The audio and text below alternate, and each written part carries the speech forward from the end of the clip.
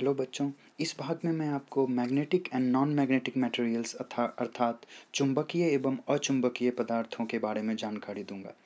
तो सबसे पहले हम बात करते हैं चुंबकीय पदार्थों की। तो हम चुंबकीय पदार्थ किसे कहते हैं? तो चुंबकीय पदार्थ वो पदार्थ होते हैं जो एक चुंबक की तरफ आकर्षित होता हो। अर्थात अगर हम किसी दी हुई पदार्थ की ओर एक चुंबक अर्थात मैग्नेट लेकर के आएंगे, अगर वह पदार्थ वह चुंबक से सट जाए तो उसे हम चुंबकीय पदार्थ कहेंगे, अर्थात वह अचुंबकीय पदार्थ होगी। इसे समझने के लिए हम एक छोटा सा क्रियाकलाप करते हैं।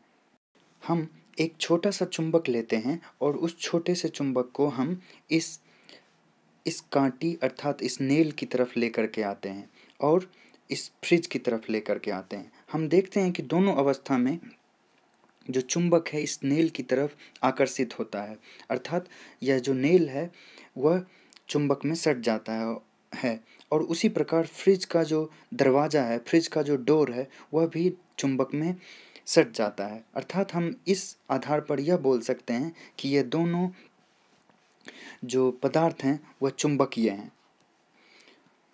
ठीक उसी प्रकार अगर हम उसी चुंबक को एक मग की तरफ और अपने टी शर्ट की तरफ ले करके आते हैं तो हम पाते हैं कि ना तो चुंबक मग में सटता है और ना ही टी शर्ट की तरफ आकर्षित होता है। तो इस आधार पे हम बोल सकते हैं कि यह दोनों वस्तुएं जो हैं वह अचुंबकीय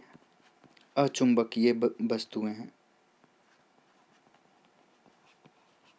अर्थात अचुंबकीय पदार्थ हैं। अब मैं आपके सामने एक छोटा सा क्रियाकलाप फिर से प्रस्तुत करता हूँ। आप अपने नोटबुक में से छोटे छोटे कागज़ के टुकड़े फाड़ लीजिए। अब उन छोटे छोटे कागज़ के टुकड़ों को आप चुंबक की तरफ लेकर के आएँ। आप देखेंगे कि यह छोटे छोटे जो कागज़ के टुकड़े हैं वह चुंबक की ओर आकर्षित नहीं होते हैं। अर्थात इस आधार पे हम बोल सकते हैं कि ये जो कागज़ के टुकड़े हैं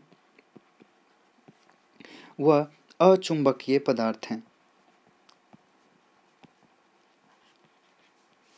अचुंबकीय पदार्थ हैं। परंतु अगर आप अपने पेंसिल को या फिर अपने कलम को आप अपने बालों में थोड़ी देर रगड़ करके आप कागज़ के टुकड़ों की ओर लाएंगे तो आप पाएंगे कि हमने यहाँ पर कुछ कागज़ के टुकड़े लिए और एक कंघी ली। हमने कंघी से अपने बालों में कंघी की थोड़ी देर और उसके बाद कागज़ के टुकड़ों की तरफ लाया। हम पाते हैं कि कागज़ के टुकड़े जो हैं वो कंघी की तरफ आकर्षित हो जाते हैं। हमने कंघी को कागज़ के टुकड़ों से हल्का दूर ही रखा, फिर भी हम देखते हैं कि कंघी कागज़ के टुकड़ों की तरफ आकर्षित हो जाते हैं।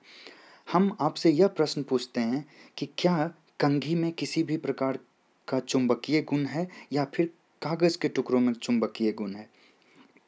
आप इसके बारे में अपने दोस्तों से और अपने शिक्षक से आप डिस्कस कर सकते हैं और इसके बारे में पूरी जानकारी हासिल कर सकते हैं।